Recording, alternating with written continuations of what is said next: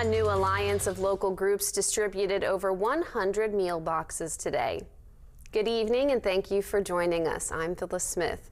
Organizations from around the Mid-Ohio Valley have been putting together Christmas meal boxes for people in need. Today, over 100 people picked up boxes full of food.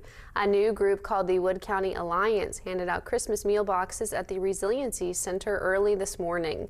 The WCA is a group that consists of a lot of organizations and members of the Mid-Ohio Valley, like Jon Six Food Ministry, Moon King, the Salvation Army, and a few others. The group handed out over 100 food boxes to families just in time for Christmas.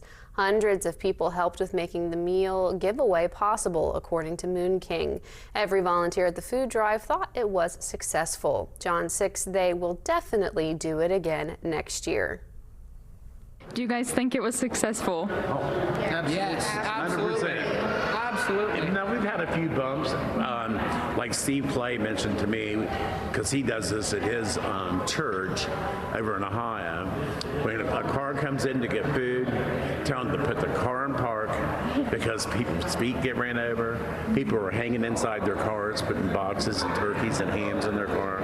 So for safety reasons, we're going to learn that for next year.